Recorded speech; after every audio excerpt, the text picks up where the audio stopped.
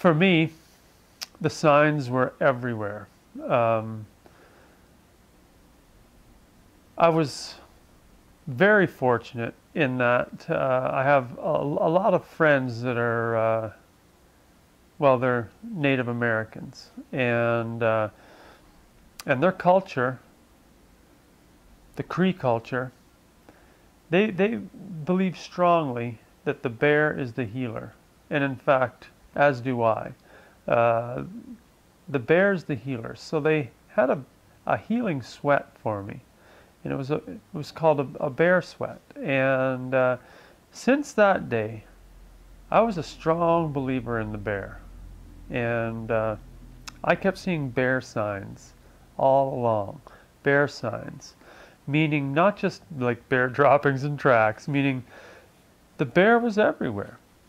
Um, my sister-in-law, her mother from the East Coast, and we're in the West, heard about my plight, and she's part of a quilting guild, and just out of the blue, they thought, you know, let's quilt him a blanket, and it'll help, you know, comfort him, and so they did, and they sent it out, and when it arrived, it blew my mind. It was covered in bears.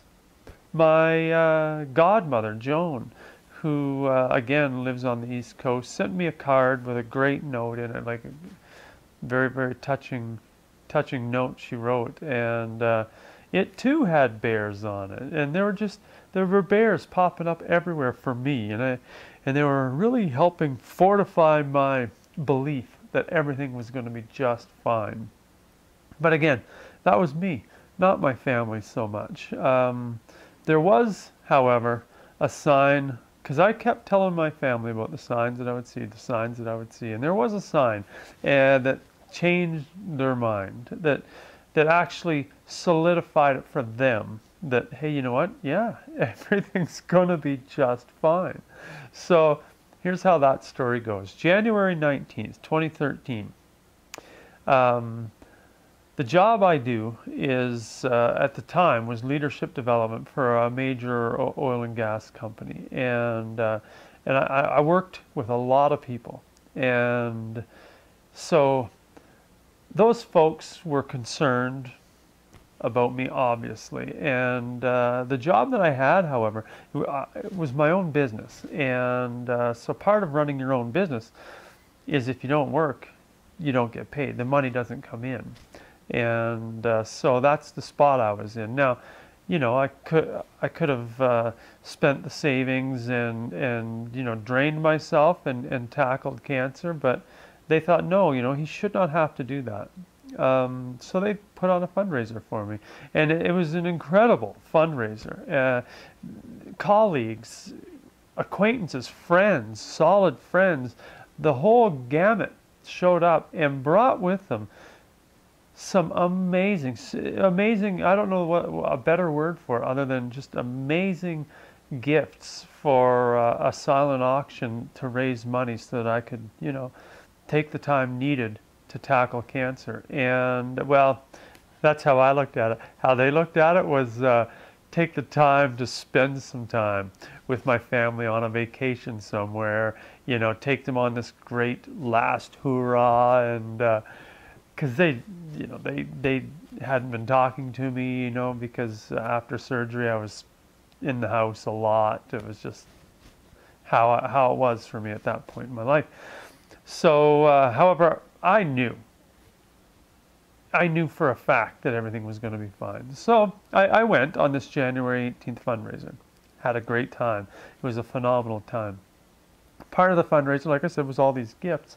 Now, my brother organized it. My brother ran it, and he did a smoking job. Like, I don't know anyone could have done a better job than him. And the fundraiser story alone is a great story to tell. Only right now it's more about signs. So, and the main one that my family grabbed a hold of and went, yes, this is going to be okay. And it was at that fundraiser. So, like I said, the gifts that came in were phenomenal, and my niece was there, my brother's daughter, and she was looking at all these gifts, and she came up to Travis. This is the night before the fundraiser. She came up to him and said, "Hey, did you guys plan that?" And Travis said, "Plan what? What do you mean?" you know, the picture over there. Did you guys, like, that's pretty cool. You're like, I don't know how you found it, but wow, that's pretty freaking cool. And he said, well, let's show me. What are you talking about? So she takes him over to this picture, and the picture was an autographed photo of Ryan Nugent-Hopkins, an Edmonton Oilers hockey player, and his line mate, Jordan Eberle. And on that night, the reason the picture was so popular, it was because he scored his very first hat trick. He was a young hockey player at the time.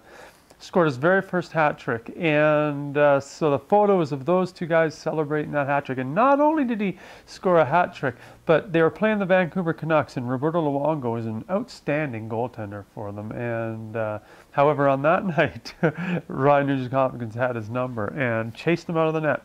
So his whole way to the net, everyone was just chanting Luongo, Luongo the whole way over. And it was a blast. Why? Because I was there. And so coincidentally enough, they took a picture of them celebrating. And this is a picture my niece saw, and she had the wherewithal to look around, and there is a picture of myself, my wife Chris, my son Gray, and my other son Levi. And so everyone was for, like, this is more than just a coincidence.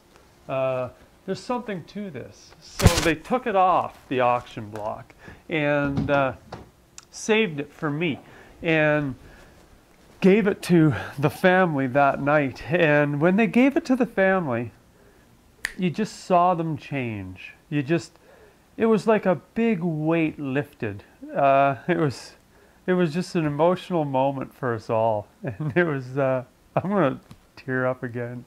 It was just, that was the day we were all on the same page. That was the day everyone knew everything was going to be okay. And I thought it was such a touching story. I just wanted to share it with everybody. I guess the moral of the story is, cry with your family. Even though you know you're going to be okay, cry with your family. Let the emotions go. And then worry about battling cancer after that.